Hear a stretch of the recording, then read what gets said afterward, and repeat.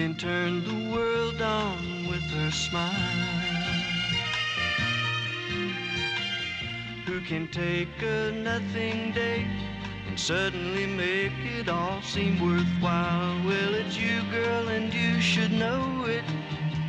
With each glance and every little movement you show it. Love is all around, no need to waste it.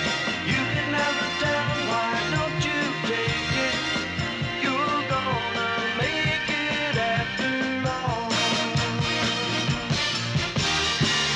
You're gonna make it after all.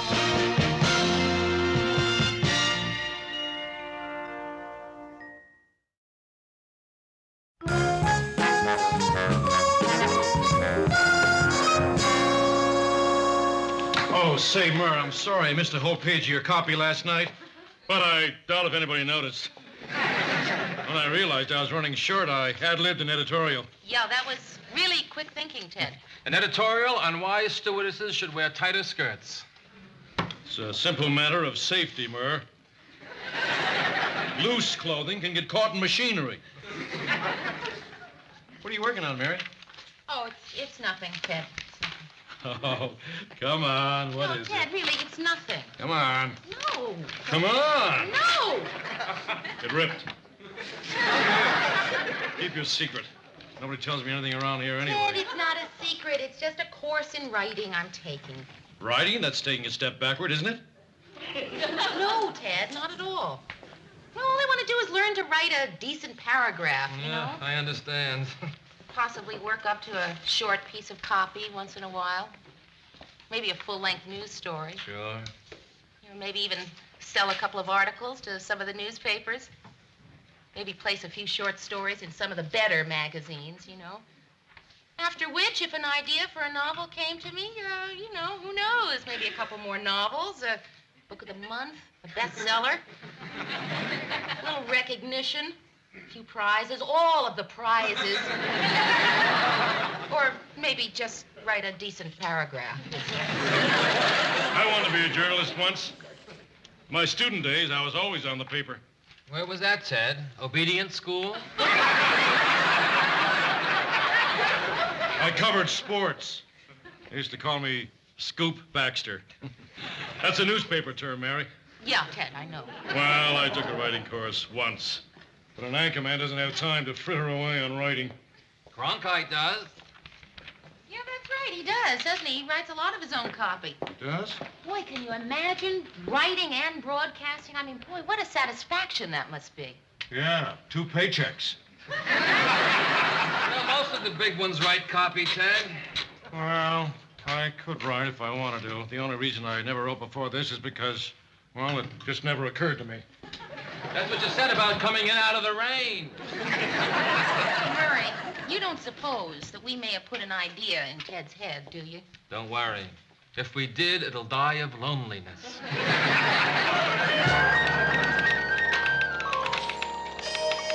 Hey, it's airtime. What's the matter? Am I the only one who watches our show? Oh, I'm sorry, Mr. Grant. I was just doing some writing. Oh, that's lovely. I like everyone in my newsroom to have a hobby. Aren't you going to watch the news? Lou, I wrote it. The big headline is a drop in soybean prices. So why should I stay here and be bored with my own copy? Good evening, Mr. and Mrs. Twin Cities. Let's go to press. Flash. The Bulls and Bears were caught with their pants down today as Old Man Soybean did a kamikaze. Murray! Did a kamikaze? I didn't write that. On the international front, the UN celebrated an anniversary today, and I'd like to take this moment to honor them with a tribute in verse. Lou, I swear I didn't write any tributes in verse. Well, somebody did it. Hail the towering glass building. Hail the many diplomats. Arabs in their robes and slippers. Dutchmen in their wooden hats. Ted did it. Hail the dove with the olive branch, and may his flock increase, cooing the hymn of brotherhood. And laying an egg of peace. Mr. Grant, you can't blame us. All right, who gave him the pencil? On the home front, patriotic citizens are making daily sacrifices to meet the fuel shortage. Hang in there, Yanks. Let's tighten our belts and show the world it takes more than a little gas to stop Uncle Sam. That does it. I'm gonna go after him. Mr. Grant, you can't. He's on the air. I don't care. Lou, you can't kill him on the air. You're right. Too many witnesses. Okay. He's got till 7 o'clock.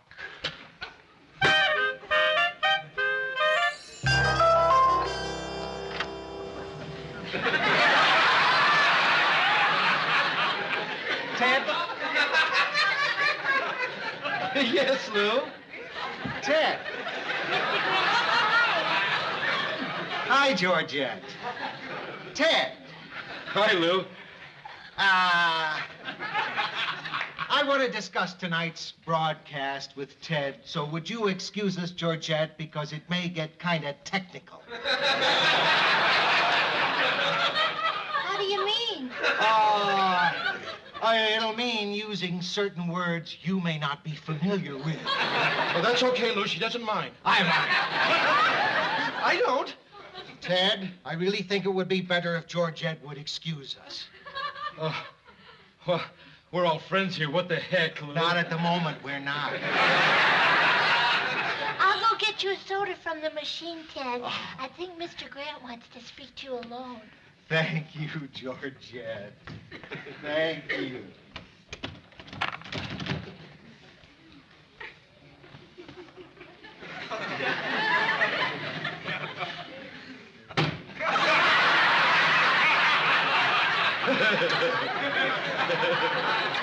Hey, how do you feel, big fella? Tonight's show, that was a piece of broadcasting history. It was a piece of garbage. It was a disgrace and humiliation to everybody who works in news here and around the world. Granted, it did need a little improvement. Where do you get off changing Murray's copy? It was flat, Lou. I didn't change the facts. I just jazzed up the language. Jazzed up. Jazzed up. Jazzed up? Ted, you do not change the wording of a direct quote. And I do not believe that the Queen of England calls the French ambassador the dude from Frogtown. My anchorman does not write copy. I won't have it. Well, the big ones do it, Lou. I see. I'm going to have to make something clear to you that I thought you already understood. You're not a big one. So knock it off, because if you try it again, I'll break your tongue.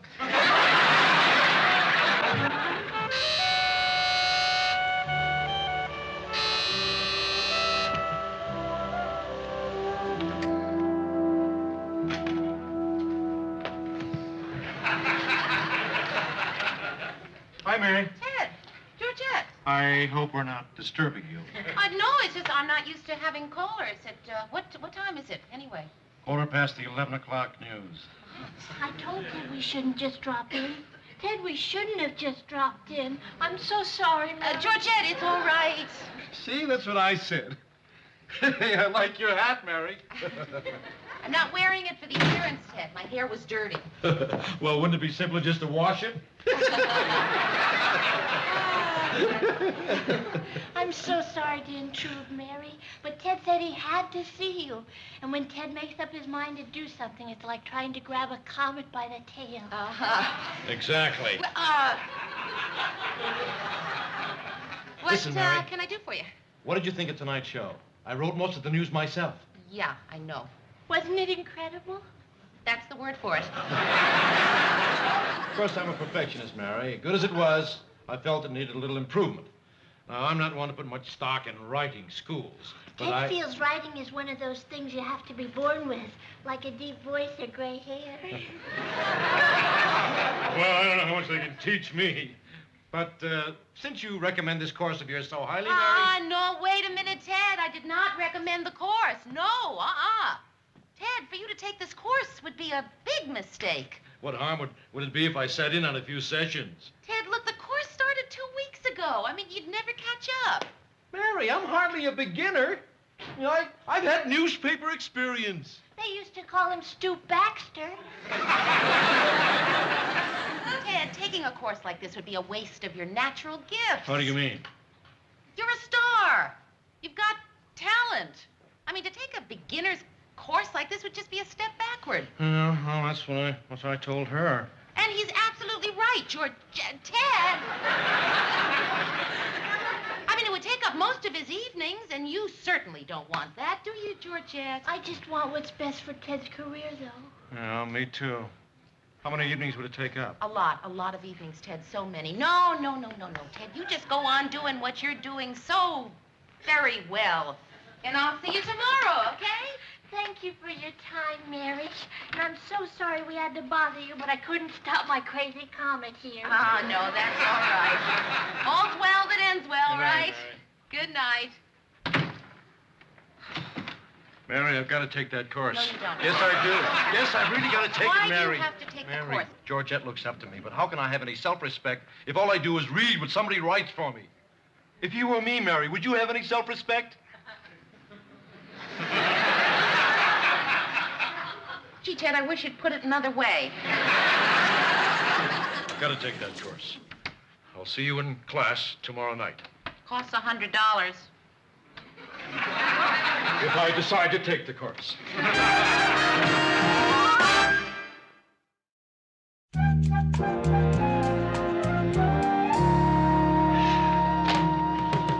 Say, Mayor, you're in luck. Oh, hi, Ted. I saved a place for you.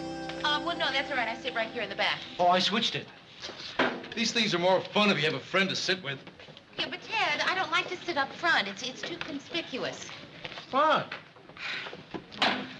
Oh, get a load of that. The people that think they can write.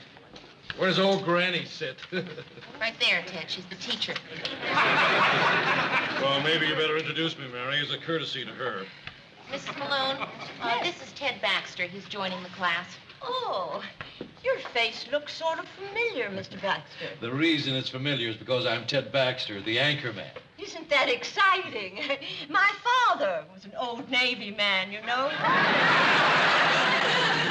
Mrs. Malone, Ted is in television. Oh, I am sorry. You see, I don't own a television. What does an anchor man do, Mr. Baxter? I broadcast the news. Really? I see. My nephew did that the summer after he graduated. You know, his family wanted him to get a job, but, you know, youngsters. So I think before we begin that I better introduce Mr. Baxter, who's just joined our class. Okay.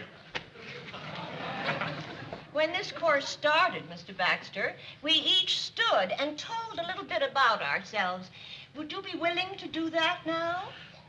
Well, I'm not the kind of a guy that likes to blow his own horn.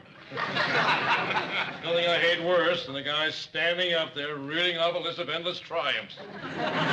So I'll just yield the floor to one of my closest and dearest friends who knows me better than anyone, Mary Richards. Oh, God.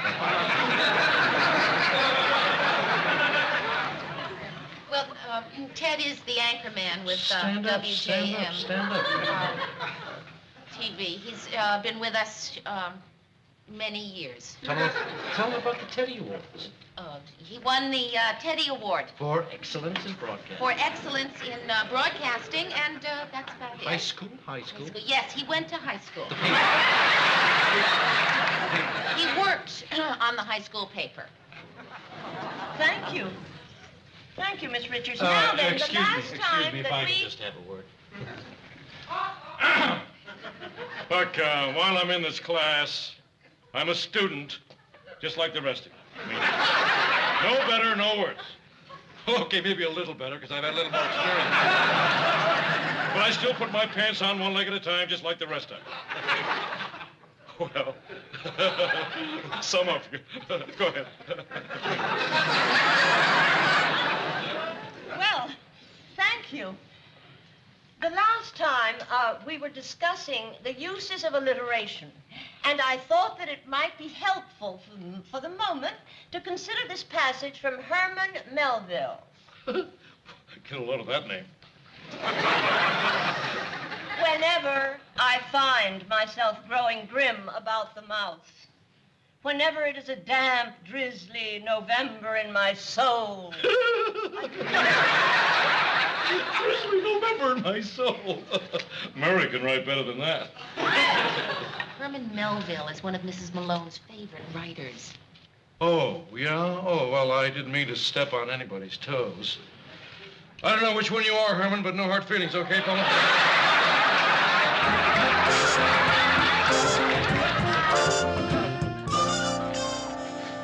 Say, just between us, Mayor, how's Ted doing in class? It's hard to tell. He hasn't written anything yet. Now, how come? Well, Ted's first day, the teacher wrote on the board, "Write what you know." Looked at that and frowned, and he hasn't stopped frowning. Well, how long can he keep that up? I don't know. Next week, we both have to read aloud a vivid description of an unforgettable experience. I took this writing course once from this hard-nosed old guy. On the first day, he said, "If you stay with me, you'll do nothing but write 7 days a week. Then you'll rip out everything you've written and rewrite it again. I'll give you constant criticism and little praise so that you'll curse the day you ever saw a typewriter. If that appeals to you, then stick around." Wow. And you know something? I bet he was a great teacher. Could be. I never went back. Well, listen, if you'd like, I'd be glad to lend you an excerpt from my memoirs of the Korean War, tentatively titled Hell in New Jersey. Yeah. I bet every guy in the service started a novel. Oh, yeah, you wrote one too, Lou. What was yours called? What difference does it make? Oh, what was it called, Mr. Grant? Too many foxholes, not enough love. Not a bad title. They didn't buy it, though, huh? Hey, Lou, why'd they turn it down? Oh, they said it had too many foxholes and not enough love. Don't feel you have to entertain me, Mary. If you want to work on your story, Oh, please. no, the story's all finished. Once I got the idea, I was just fine. That's the hard part, isn't it? Yeah. Ted says he's got his all written in his head, except for the idea. You mean he hasn't finished it yet? Mary, he hasn't even started, and he's been at it a week. He's driving me crazy. Is he writing it at your house? Why? I have a den. Ted says a writer needs a den. He bought a smoking jacket and a pipe and put his typewriter in my den. And every night, he puts in a clean sheet of paper and sits with his hands on the keyboard, whimpering. You want some more coffee? No, thank you, Georgia. Ted, Hi, Mary. Hi, honey. Hi. Mary, you better help me. You better write my paper for me. Ted, what are you talking about? I can't stand being embarrassed in class. I'm a celebrity. And if I'm embarrassed, the station's embarrassed. You owe it to the station, Mary. Oh, no, I don't, Ted. Mary, the class is tomorrow night. I haven't written a word. No soap. Mary, can I help it? If I flunked out English as a kid because I had to work nights? No good, Ted. Try again. I'll pay you. Better yet, I'll give you a mention on the news. I'll work you in during the weather forecast. Hurricane Mary. Ted. I am not going to write your story for you. All right, then, I'll write about this. I'll tell them how you turned down a buddy in desperation. Oh, come on, Ted. All you need is an idea. And I'm sure you'll come up with something. Mary's already finished, Ted. You did? Mm-hmm. What's yours about, Mary? Well, it's about something that happened to me when I was 17. Oh, boy. Another teenage reminiscence. Ted, please tell us, Mary. I love stories about being 17. Well, okay, I'll give you the general idea. When I was 17, I had a crush on the class president. He seemed older and really mature, and I was just so hoping that he would invite me to the graduation dance. But he didn't. Instead, I was asked by a shy, immature guy who didn't dance and didn't have a tuxedo. Boy, you must have been a real loser. Please, Ted, I think it's sad and beautiful. Go on, Mary. Well, anyway, I accepted Edwin's invitation because I figured that way I'd get to go to the dance and maybe Bob would notice me. Anyway, it was a beautiful spring night, and I had on my first strapless formal. I bet it was white. Of course. And when Edwin picked me up, boy, I could practically hear the music. So can I. Except we didn't get to go right to the dance. You didn't? No, on our way, we saw a dog that had been hit by a car. He wasn't badly hurt, but Edwin insisted that we take him to the vet, so we did, me in my formal gown. Poor Mary. Poor dog.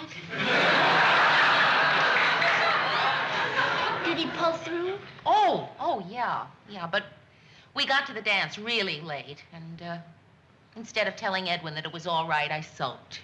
He had ruined my evening. He didn't mean to. Well, anyway, he said that he was sorry that I was upset, but that it really didn't matter to him whether or not people liked him. That what mattered was whether or not he liked himself. Boy, and that's when I knew who the mature one really was. Who?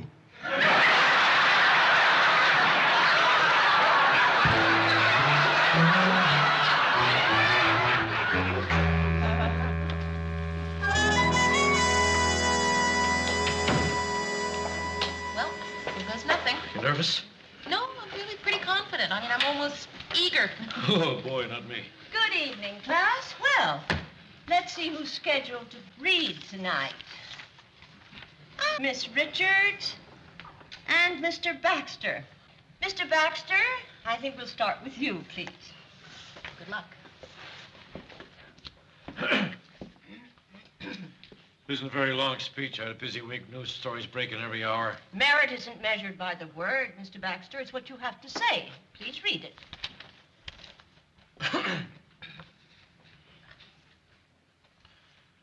Storm-tossed waves pounded the beach and a blizzard shrieked round my ears on the night of my high school graduation dance. Sure, maybe I couldn't afford a tuxedo because I was saving every penny to go to veterinary school. That was no reason for my date, Edwina, to sneer at me. At last, I reached her house. One look at Edwina in her first strapless gown, and I realized who the mature one really was.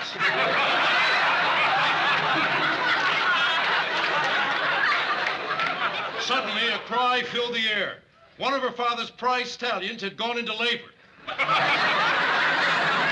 Tossing aside thoughts of the dance, I rushed to its side. "Boil water," I yelled. "Lots of it." Through the night, I knelt beside that animal, and at dawn, I saw my reward. 6 brand new baby horses.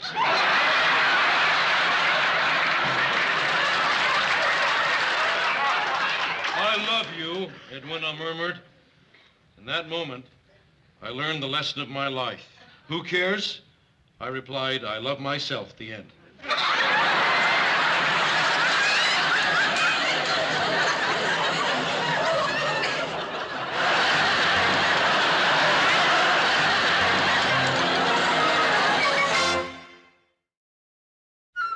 And now we'll hear from Miss Richards, please. Thank you. I have never been so happy to tell a story in my life. This is a story about somebody so insensitive. Yes, insensitive, Ted Baxter, that he would use part of a person's life to get a crummy 3 minutes of attention. This is somebody so, look at me, Ted. So insensitive and who has reached such a low point that he would steal a story. That was one of the most important moments of my life, Ted, and you made it into a horse story. Well, you've gone too far. I'm going to get some things off off my chest that I have been saving for years. Nobody move!